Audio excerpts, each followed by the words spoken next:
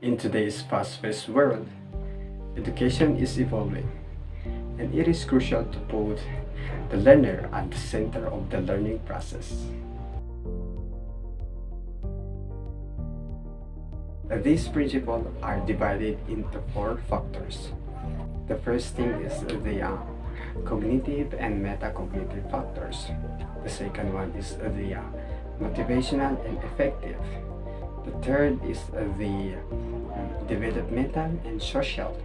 And the last is the individual differences factors. Okay, let's begin with the cognitive and metacognitive. Alam naman natin na ang cognitive ay about sa pag-iisip, about sa reasoning, remembering, acquiring something, and reasoning, schema. And the next is the metacognitive. Metacognitive ay napapaloob na dito yung strategic thinking, how to reason out, paano siya mag-rason sa isang situation, paano siya magpili ng strategic to solve the problem. And that is the metacognitive. Remember, ang cognitive is about sa pag-iisip. So, sa metacognitive is about paano ka mag-isip, paano ka mag-reason out, paano ka magpili ng mga strategy to solve the problem. And that is the cognitive and metacognitive. Belongs sa cognitive and metacognitive. We have the nature of the learning process. The nature of the learning process. The learner of a complex subject matter is most effective when it is an intentional process of constructing meaning from information and experience. So meaning, nature of the learning process is most effective kapag ito ay intentional process. Kapag ang isang learners is mayroon siyang intensyon na matuto sa isang bagay, is most effective to construction a new information and experience. Mas magiging effective sa isang learner ang matuto sa isang bagay kung ito ay intentional process. And that is the nature of the learning process. The next is the goals of the learning process. The successful learner, over time and with the support and instructional guidance, can create a meaningful, coherent representation of knowledge. Sabi daw, kapag ang isang learner ay nasuportahan ng more knowledgeable person, yung mga like nakakatanda or like mga kaibigan niyang mas may alam sa kanya, ang successful learners makaka-create ng meaningful and coherent representation if nasuportahan siya ng more knowledgeable and guidance. With the support of the guidance and a person who has more knowledgeable and a successful learner can create a meaningful and coherent representation. The third one in our cognitive and metacognitive is the construction of knowledge. Construction of knowledge, the successful learner can create new information with existing knowledge and meaningful ways. So meaning, the successful learner makaka-experience or makaka-gain ng new information with the help of his existing knowledge or schema. With the help of the schema, create or makakalink ng new information or experience. For example, ang isang bata. Ang isang bata na may experience na siya sa isang bagay. May dati na siyang experience sa isang bagay. So, para maka-link ng yung information, kailangan niya ng help ng kanyang existing knowledge or schema to gain new information sa isang bagay na kanyang na-encounter dati. And gusto kanyang na-encounter dati, then na-encounter niya naman sa ngayon. So, para makagain naman siya ng new information, makalink siya ng new information, kailangan ng help ng kanyang existing knowledge or schema. And that is the construction of knowledge. The next is the strategic thinking. The successful learner can create and use a repertoire of thinking and reasoning strategies to achieve a complex learning goals. Meaning, the successful learner can use strategies to reason out, to solve, or to achieve the complex of learning goals. So, ang isang bata o isang successful learner is kapag marunong na siyang reason out and choose ng strategies, makaka-create na siya or makaka-achieve na siya ng isang complex learning goals. Masusolve na niya ang isang subject with how to reasoning out and how to choose a strategies to solve and to achieve those complex learning goals. The next is the thinking about thinking. High order strategies for selecting and monitoring mental operations facilitate creative and critical thinking. So meaning, sa thinking about thinking, ito yung selecting strategies to solve a situation or a problem. So meaning, as a successful learner, either isipin niya na masusolve ba ng ang aking napiling strategies to solve the problem. Ganyan yung thinking about thinking. Iniisip niya if yung naisip niya is applicable sa isang problem or isang situation. So that is thinking about thinking. The last one is the context of the learning process. Context of the learning process is belong also in the metacognitive. Learning is influenced by the environment factors, including cultures, technology, and instructional practices. In the context of the learning, sa isang successful learner can influence by the environment and also their cultures and technologies. Successful learners is also influenced by the parents and also the culture, because parents and cultures are the nearest of the environment of the child. For example, the parents, nakaka-influence ang parents sa isang bata, sa development ng isang bata, and also the cultures can influence the child, the development of a child. So those are the cognitive and metacognitive factors. So we will move on to the motivational and effective. Okay, so let's move on to the motivational and affective factors. Number 7 is the motivational and emotional influences on learning. What and how much is learned is influenced by the learner's motivation. Motivation to learn, in turn, is influenced by the individual's emotional states, beliefs, interests, and goals, and habits of thinking. So dito, how much you have learned, kung ano yung natututunan mo, it is influenced by your motivation. And then, nakapasok din dito yung beliefs mo, interest mo, yung goals mo, and also the curiosity.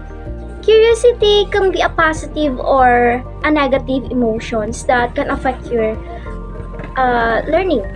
So dito sa motivational and emotional influences on learning, let's just say na yung curiosity is a positive emotion. The more kasi na curious ka sa isang bagay, the more din na gusto mong matutunan ito, the more din na mas mapapabilis ang iyong pagkatuto. And then, for example dito, pagkanta, or hindi ka masyadong marunong, but then, gustong-gusto mong matuto. And you're way too curious kung paano ka matututo dito at saka kung ano ba yung nakapasok sa musika. And then, the more na curious ka, the more na natututunan mo ito, di ba? Kasi gusto mo ng pag-aralan eh. So, sinasabi dito, the more you are curious, the more na namomotivate kang matuto. And the more na namomotivate kang pag-aralan ito. And mas napapabilis ang pagkatuto. Okay, so let's move on to the intrinsic motivation to learn. The learner's creativity, higher order thinking, and natural curiosity all contribute to motivation to learn. Intrinsic motivation is stimulated by tasks of optimal novelty and difficulty, relevant to personal interest, and providing for personal choice and control. So it talks about you, talks about the learners, it talks about us, kasi we're still all learners pa rin naman. So yung motivation dito is within you. Personal choice mo, personal interest mo, or personal goal mo. Kasi nasa loob eh, hindi nakaloob yung intrinsic. It means nasa sa loob mo talaga. Within you talaga yung intrinsic motivation na tinutukoy dito. So, let's give an example like, kapatid mo nag-drawing siya ng picture or a family picture. Pinakita niya sa'yo. And then, the intrinsic motivation there is, kapag natapos na yung drawing na yon, ipapakita na sa inyo, and then natuwa ka, then he or she will be also satisfied and makakaramdam rin ng pleasure. Natutuwa siya. Hindi niya kasi ni-show yung picture sa'yo, yung family picture na yon, dahil may reward.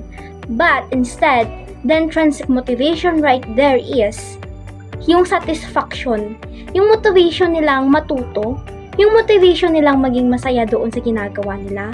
And then, the pleasure and then also satisfaction. It talks about kasi satisfaction dan kasi sa alam nilang may reward. So, pinakita nila yung picture sa'yo, yung family picture na yun sa'yo, to feel satisfaction and pleasure, not because alam nilang may reward silang makukuha doon. So, intrinsic motivation is within you, within us learners, or within you. So, the next one is the effects of motivation and effort. It says here na that the more the effort you give, the more the motivation is.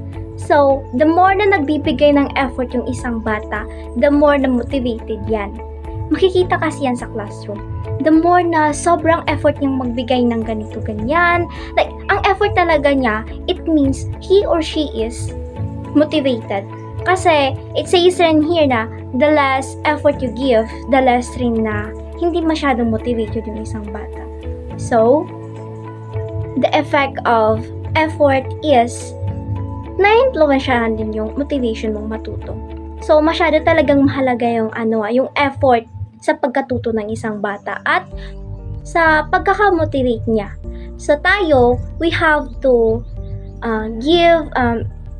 give na mga strategies para mas magbigay ng effort yung isang bata. Tayo, we educators have to do with that.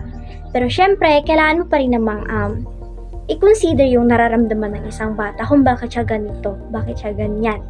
So, we have to guide them para sa kanilang pagkatuto and then para ma-motivate sila at mas magbigay sila ng effort sa task na ibibigay mo or sa kahit anuman na makakatulong sa pagkatuto nila. Okay, so developmental and social factors na tayo. Nasa ikatatlong part na ng 14 learner-centered psychological factors. Okay, number 10 is developmental influences on learning. As individuals develop, There are different opportunities and constraints for learning. Learning is most effective when differential development within across physical, intellectual, emotional, and social domain is taken into account. Okay, dito naman, syempre individuals, we have different, like yung paglaki rin natin kasi iba-iba rin eh. So, iba-iba rin yung pagde-develop sa ating sarili. So, dito, individuals learn best when materials is appropriate to their developmental level. So, dito, sa classroom, iba-iba yung, iba-iba kasi yung mga bata, hindi ba? May mga bata na kahit na makalat dyan, okay lang sa kanila. But then, may mga bata talaga na gusto nilang sobrang linis yung nakapaligid sa kanila. So, dito na sabi yung nakapalibot, yung developmental influences sa kanila. And also, the best material then is nakaka-apekto rin, appropriate din sa developmental level ng isang bata. And then, we na educators, dahil alam nating we have different developmental na yung mga bata have different developmental level, we have to be aware, understand their developmental differences. We have to consider their emotional, physical, or intellectual abilities, and then we have to give strategies na ganito-ganyan na pwedeng mag-improve pa sa kanilang pagkatuto. And then, basta yung dito is, you really have to be aware and really have to be understanding educator. So, let's add up sa doon, like, yung classroom mo as a elementary educator, you have to be, like, yung masigla yung room mo, enjoyable and interesting kasi nakakatulong yun sa motivasyon ng isang bata na pumasok doon. And wag lang talagang masyadong sobra-sobra kasi nga baka maapektuhan na lang din yung or maging distraction yun sa pagkatuto ng bata kasi ang daming mga palamuti dyan sa taas kaya nadidistract na lang yung bata. Dapat yung tama-tama lang, basta maging interesting lang talaga yung room mo or enjoyable para sa mga bata kasi mga bata pa yan. Diba?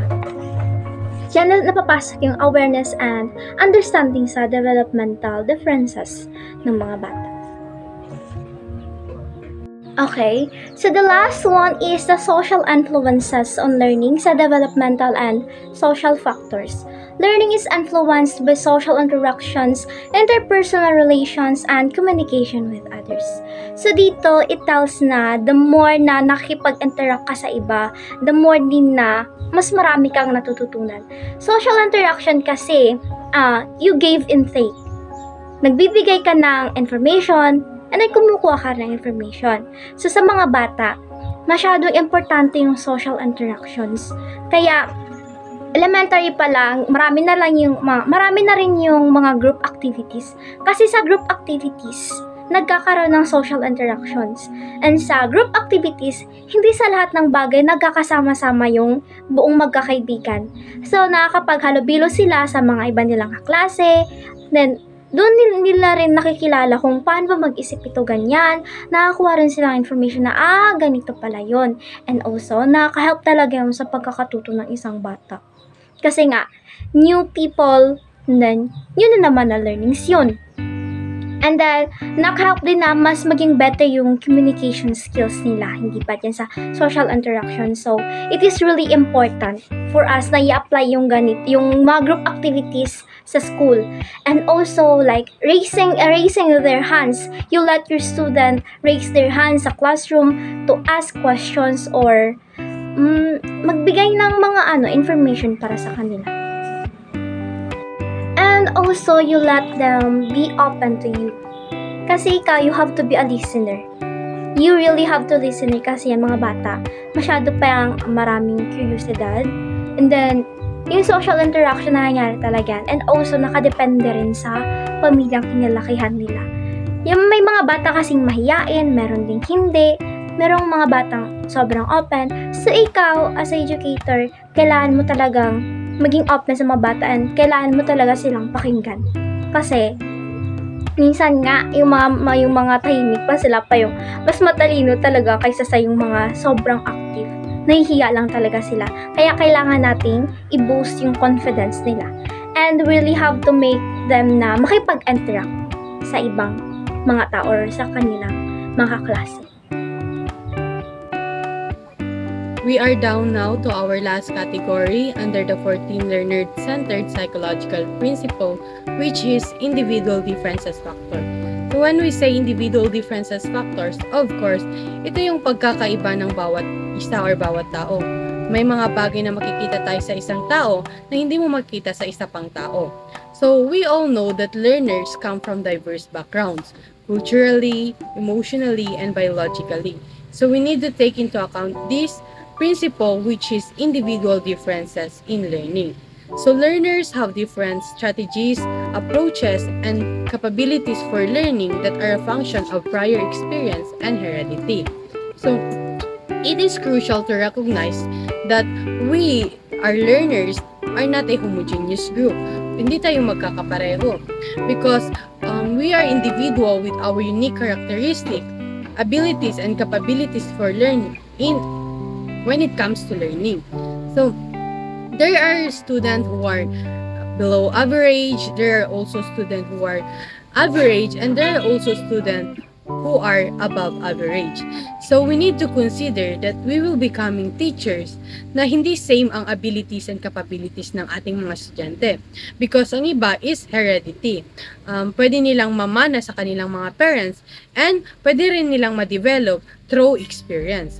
So as becoming teachers, we need to be sensitive to individual differences and vary instructional methods and materials. So that's why we have what we call differentiated instruction, na we need to choose na mga activities that are easy, moderate, and also difficult. Because if you are going to focus only on one aspect, for example, easy, how can you cater those students who are average and above average na easy lang sa kanila ang binigay mong instruction, na basic lang sa kanila. But if you are going to differentiate your instruction na merong easy, moderate, and difficult, all the types of learner that you are in your classroom can be catered. So that's individual differences. So we are now in our last principle, which is standard and assessment. So setting appropriately high and challenging standard and assessing the learners, as well as learning progress and outcome assessment. So standard and assessment is a integral parts on teaching learning process. So when we say integral parts, important ito siya guys, at hindi pwedeng mawala or ma-miss natin as a becoming teacher. So when educators or teachers set standards, they are expecting students should know and be able to do. So standard serve as a goal that students strive to achieve. So for example, you have to get 7 out of 10 score. So standards serve as a goal para ma-achieve natin ang ating gusto nating makuhang score. So in assessing the learners, in every beginning of our lesson, we need to assess our students. So in assessing, we need to know kung ano na ba ang alam ng bata, or kung ano pang pwedeng support na maibigay natin para matuto sila. So standard and assessment is a very important or mahalaga na hindi pwedeng mawala sa teaching learning process. So yun lang po. So let's proceed to our 13th principle, which is learning in diversity. So learning is most effective when differences in learners' linguistic, cultural, and social background are taken into account. So as what I've said, we need to consider individual differences, or what we call student diversity. So there are students who are Catholic, there are students who are Magindanaon, and there are also students who are Bisaya. So sometimes we becoming teachers, we need to translate ang ating language into kung paano maintindihan ng ating students ang ating mga ginadiscuss. Kasi alam naman natin na minsan hindi natin naiintindihan ang sinasabi ng ating teacher. Kung for example English, so minsan hindi natin naiintindihan ang discussion ng ating teacher. So ang teachers kailangan niyang i-translate into kung paano maintindihan ng students niya ang kanyang ginadiscuss. So learning is mas effective daw ang learning kung ang language ng students natin are taken into account. So we need to value, respect, and accommodate individual differences when it comes to language. So learning is most effective when differences social background are taken into account. So we need to consider na hindi lahat ng students natin ay for example, hindi lahat ng ating student ay nakaka-afford ng like books. So we need to consider ang kanilang socio-economic status. So learning in diversity is we need to practice value, respect, and accommodate individual differences, and so that levels of motivation are enhanced. So that's learning in diversity.